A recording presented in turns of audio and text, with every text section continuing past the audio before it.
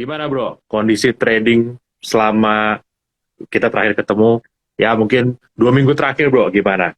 So far so good ya. Actually marketnya juga nggak terlalu jahat akhir-akhir ini. Hmm, Sering dapat cuan juga. Terus beberapa emiten kan memang dalam kondisi gampang kebaca ya. Nggak ada yang eksepsional lah. Yang membuat ya, emiten ini volatil nggak kebaca lah. Kayak gitu sih. oke, Jadi minim prank lah sejak kita terakhir ketemu 2 minggu lalu ya. oke. Nah, sektor apa nih bro yang paling sering lagi lu trading ini? Akhir-akhir ini dan yang paling ngasilin cuan nih? Sebetulnya gini, kalau kita ngomong sektoral Hmm, back again, aku punya prinsip tahun ini sih bukan kita ngeliat sektornya ya, walaupun major sektornya tetap energi, setuju, itu ya, memang udah yang the hottest one gitu kan. Tapi lain dari energi itu campur-campur sih. Aku bisa make money dari friend, aku bisa make money dari SCMA, bisa make money dari Java. Jadi random sih sebetulnya. Jadi bener-bener random. oke, Jadi kalau dibilang sektoral selain energi apa random banget. Cuma ya overall energi masih posisinya aku long semua kan. Termasuk walaupun kemarin sempat ada gempa bumi di Doit, iya, ya iya. itu kesempatan sih malah bisa nambah di bawah dan luckily nggak jebol ya. Area demand-nya dia 408, 420 nggak jebol, jadi bisa agak nafas lega walaupun belum terlalu lega ya, karena belum di atas 460 sih.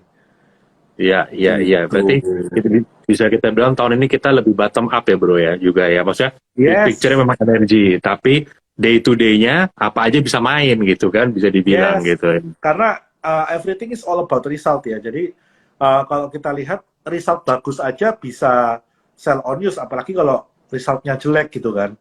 Jadi Ya, nggak ada lagi story-story Nina Bobo, ini bakal gini, ini bakal gitu, market udah nggak appreciate sih.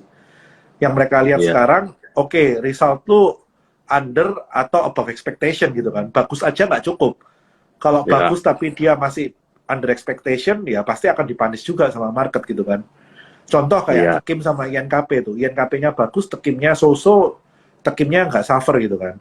Terus kayak Era. Era itu sebetulnya not bad.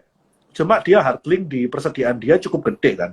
Mungkin dia nggak bisa buang barang waktu ekonominya sempat slowing down kan awal tahun bulan 1, 2, 3 bertepatan sama iPhone rilis, mungkin dia harus ada ngambil kuota dan dia nggak bisa jor-joran untuk jalan. Growth sih 6%, cuma nggak good enough bagi mata ini ya, para pelaku market ya. Jadi ya agak berat. Untungnya kayak Era itu kan masih ketolong sama dia punya buyback gitu kan, lagi jalan kan dia. iya, Kayak iya, gitu sih. setuju. Benar. Tahun ini kayaknya duit itu ada harganya ya bro ya. Kalau tahun lalu kan, Yes, oh guyur aja 100 miliar ke ini langsung sahamnya naik. Sekarang diguyur pun sahamnya, maksudnya diguyur investasi 100 M, 1T pun sahamnya bisa jadi nggak naik. Karena orang tanya, ya 1T ini habis apa menghasilkan untung nanti ini kan? Bisa dibilang benar, kayak begitu. benar. Udah beda sama Itu tahun lalu. satu T-nya dibakar atau untuk menambah proposition value gitu kan. Nah sekarang kan orang Iya, lebih all about hasil ya, result. Lu bakar duit aja, lu dapat investasi aja nggak cukup. Lu punya story iya, aja nggak cukup. Lu punya investor aja nggak cukup gitu kan. betul. Dan apa bisa dibilang juga tahun ini tuh result tuh harus bener-bener bagus baru saham lu terbang.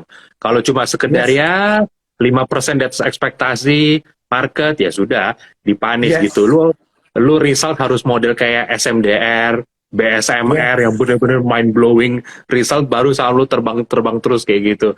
Iya iya Cuma bener di sih. satu sisi gini bro, Ya result yang mind blowing model kayak SMDR, terus dan sejenisnya lah ya, Temas kayak gitu-gitu. ya Itu punya satu hardling tersendiri.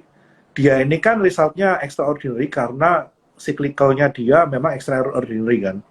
Dan dia ya sekarang berada di high base. Dengan kondisi ya high base seperti ini, berarti kalau kita mau posisi ngelong katakanlah sampai beberapa kuartal ke depan, dengan kondisi harga kontainer yang udah mulai turun, saya kok agak worry gitu loh. mm-mm. Ya Jadi selain ya kita lihat masalah result, kita juga harus lihat, oke, resultnya mind blowing, market appreciate, tapi apakah dia bisa sustain? Nah, ya sustainability atas result ini yang mungkin akan jadi story di Q3, Q4 sih. Ya, Jadi oke. contoh nih kayak perusahaan coal, oke mind blowing semua, ratusan persen kan, nggak ada yang nggak ratusan persen. Perusahaan coal semua di atas 100% ya rata-rata ya. Ya, Nah, ketika coal-nya mungkin katakanlah di Q3 nanti mungkin bukan average selling price di 300, mungkin average selling price-nya nggak ada sih 300. Sekarang kan average selling price masih di 180-an ya. Mungkin ya, kalau sekarang average selling price turun ke 150, result mereka seperti apa? Kayak gitu. Jadi it's all about sustainability sih Q3 Q4. Jadi kalau ya. sekarang all about result, next all about sustainability. Ya, setuju sih. Karena pada dasarnya kita harus sadar juga bahwa 1 tahun terakhir ini kan banyak sektor yang extraordinary ya bro ya.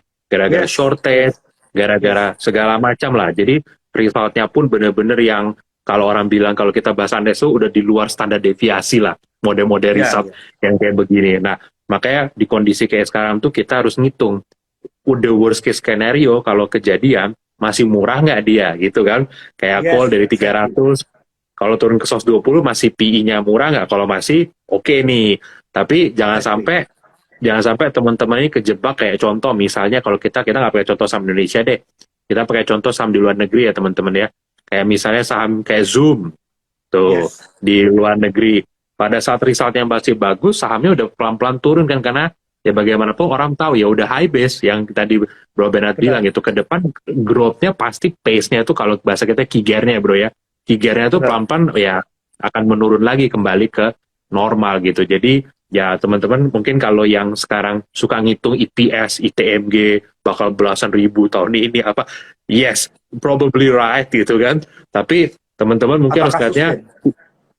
ya mungkin lebih bagusnya kalau teman-teman ngitung nih 3 tahun ke depan rata-rata IPS-nya bakal berapa compare ke harga sekarang. Nah kalau masih murah itu teman-teman masih boleh beli. Tapi kalau cuma tinggi tahun ini tahun depan turun balap bersih 80% atau ya itu hati-hati jangan sampai kena kena apa ya orang bilangnya kena value growth trap gitu. Oh PI kesannya murah sekarang PI 3 tapi kalau tahun depan earning turun 80% ya buat apa PI-nya bakal naik sendiri nanti kan. Nah, kayak gitu Benar, sih. itu Ya, kejadian dan teman-teman. itu kasus nyata tahun 2018 kan. Waktu Hmm, coal stock dari 2016 bottoming, 2018 peaking, semua orang over confidence gitu kan. Wah, masih murah semua ini. ITMG 28.000 bisa 40.000. Same old song gitu kan. Tapi ya, ketika call-nya pullback balik, orang nggak pernah hitung. Oh ya, kalau waktu itu call-nya 120, PI-nya ITMG sekian, result-nya sekian. ya, Kalau call-nya 60, ITMG fair price-nya di berapa? Apakah call ini sustain di 60 terus? Nah, apa sustain di 120 terus lah. Ini yang terjadi dengan sekarang nih. Apakah sustain Newcastle-nya di atas 300-400 terus dan kita punya harga batu bara acuan di hampir 200 ya. Kok nggak salah terakhir itu average selling price-nya ITMG 180-an gitu kan. Yang mungkin di hmm, Q2 ini mungkin 200 plus gitu kan. Itu kan juga nggak mungkin ya, sustain. Jadi kita harus realize lah. Nah, kalau ya, misalkan harga batu baranya bagi dua, ya goblok-goblokannya IPS bagi dua, goblok-goblokannya PR kali dua, masih cengli nggak? Oh, sekarang ya, PI-nya dua, oh jadi PI 4, oh masih nggak murah tapi ya, oke gitu kan. Nah, tapi ya, ingat, ketika semua itu terjadi kan pasti ada PI rebalancing juga kan, yang awalnya mungkin PI 4 dianggap oke, mungkin ketika itu terjadi PI 4 jadi mahal gitu kan. ya, ya, betul. Kita harus sadar Ya, itu sih. teman-teman. Jadi itu kalau teman-teman masih ingat, mungkin nggak tahu, mungkin kalau teman-teman yang apa masih baru di trading saham atau investasi saham ya. Tapi di 2018 itu memang benar yang kejadian ya. Waktu itu 2018 tuh semua emiten call tuh bagi dividen gila-gilaan waktu itu. Makanya Yes, semua orang pada pikir, wah tahun depan gue bakal dapat yield dividen 20%, 25%. Ya, tapi apa gunanya dividen yield 25% kalau sahamnya habis itu di rating kan 50-60%, yes. ujung-ujungnya kan rugi juga ya teman-teman ya. Makanya paling enak itu sebenarnya beli itu di saat cycle tuh lagi nggak memihak, harga kamu di bawah, nanti dividen yield yang diterima tuh tinggi tinggi terus kan, jadi kayak ngegulung Exactly. ibaratnya kayak gitu. Bahkan Nah bisa BEP makanya dari dividen itu bukan mustahil. betul betul dan itu bisa kejadian kalau teman-teman hanya beli di bawah doang nih kayak gitu. Nah Yes. bro, ini mungkin topik Yes. yang sebenarnya kita sering ngobrolin juga nih berdua gitu kan ya. Jadi ini kan kalau kita ngomong sektor call ya bro ya, udah pada naik semua lah ya. Kita mau ngomong Yes. dari Adaro, ITMG, mau kita ngomong yang bahkan yang second liner mungkin model Indi gitu kan, atau mungkin orang ngomong soal BSSR dan segala macamnya lah, PTBA juga gitu kan. Nah, tapi kan kita bisa bilang nggak ada lo nggak rame nih kalau bisa ada satu barang yang belum belum naik gitu kan, ya dari sektor apa kita ngomong lah namanya Bumi Resources gitu kan, karena ini kan Father bisa dibilang Almighty. Father of ya ya, ibaratnya kalau ini main, wah satu bursa akan benar-benar semarak gitu kan. Nah, kalau mungkin menurut Bro Bernard, sebenarnya apa yang menjadi constraint, maksudnya dari kenapa ini saham yang ini belum bergerak dan what's the catalyst gitu loh, supaya ini bisa gerak. Karena kalau kita lihat fundamental satu grupnya pun rata-rata improving ya bro ya, terutama ya jagoan Bro Bernard itu kan BRMS gitu kan. Itu kan udah ganti baju ya. Bumi Resources milik Ya, Salim gitu kan. Nah, ya, kalau yang masih darah murni itu kan itu udah mud blood, itu udah campuran gitu kan. Makanya bisa enteng. Yang ya, darah murni ini kan yang enteng baru energi ya. Dan hari ini juga ada ya, berita berita. bagus, penemuan resource atau reserve ya, saya lupa tuh. Yang Ya, nominalnya juga signifikan 156, gitu kan. ya, 156 juta barel, betul. Yes. Jadi kalau boleh dibilang sih pelan-pelan satu grup ini kayaknya kok mulai ada angin-angin seger ya. Terus dari BNPR-nya juga mulai ada berita juga ya kan. Ada suntikan capital yang selama ini BNPR ini suffering gitu kan. Terus Bumi ini sendiri sebetulnya kan dia lagi beresin, lagi restruktur hutang-hutangnya nih. Dari hasil PKPU-nya Ya, dia dari tahun 2016 itu kan sampai ke satu keputusan homologasi, hutangnya dikonvert menjadi saham. Ini apakah ya, sebetulnya sesuatu yang aneh? Enggak. Ini sesuatu yang sebetulnya quiet common terjadi di PKPU, di mana kita mengkonversi hutang menjadi saham. Itu yang dilakukan juga oleh Armidian Karyatama ya, Army. Itu juga melakukan hal serupa, walaupun dia masih disuspend. Dan banyak emiten-emiten lain melakukan hal serupa lah.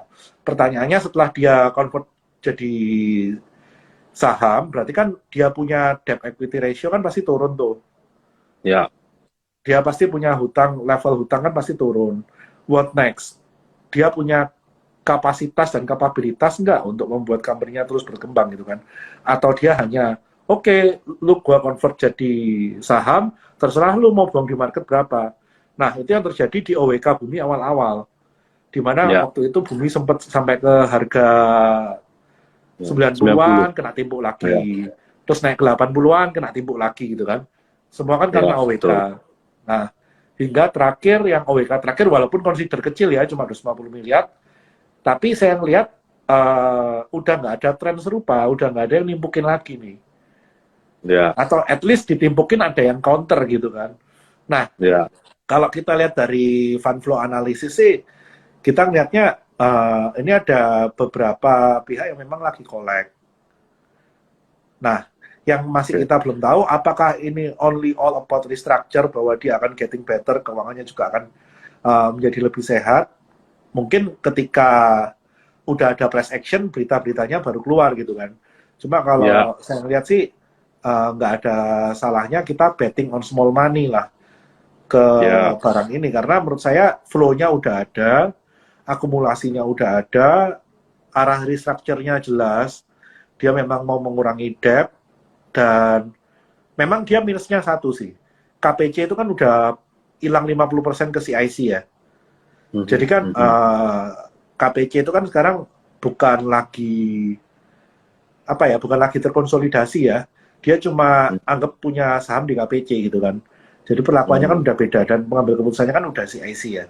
Itu sebetulnya yang salah satu yang vital dari Bumi sih. Walaupun Arutminnya masih ada di tangan kalau saya nggak salah ya. Nah, Ya, tinggal ini action ke depannya seperti apa. Tapi di satu sisi, karena KPC ini diambil alih oleh CIC, di mana CIC China ini kan memiliki visi apa sih? Dia punya duit nyantol nih. Terpaksa dia ngambil KPC. Pasti KPC ini kan akan jadi cash cow-nya dia gitu kan.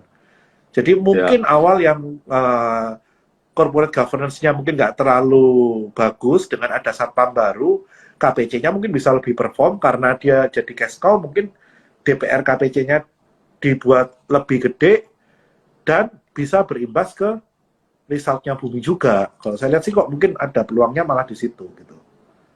Oke, oke. Dan ini juga kalau kita dengar Trans A-nya bakal kelar ya Juli ini katanya ya. Trans A-nya bakal Yes, kelar yes, dan yes. moving to the Trans B, karena yang terakhir kita kemarin juga sempat ngobrol ya bro ya, bahwa yang di Yes, 2016 punya rally itu dipicu sama anything yang related to ke debt restructure gitu kan, bisa yes. dibilang. Jadi ya probably sekarang kita udah dapat cycle call yang naik, udah dapat ya, mungkin apa kalau debt restructuringnya juga jalan terus ya mungkin bisa ya. Tapi balik lagi seperti tadi yang apa teman-teman apa Bro Bernard bilang ya, bahwa kalaupun mau betting di sektor ini just use small portion of your money, karena bagaimanapun kalau teman-teman belinya murah meskipun cuma beli 5% dari Porto, kalau benar-benar amin misalnya naik 5 kali beggar itu juga lumayan kok ke portfolio, impactnya kok jadi 5 kali 5 kan berarti berapa, Jadi 25%, kurangi 20%. modal 5% berarti untungnya 20% loh, ketimbang nanti misalnya kejar-kejaran misalnya pas harga naik gitu kan, terus apalagi kan gerakannya volatile ya bro ya,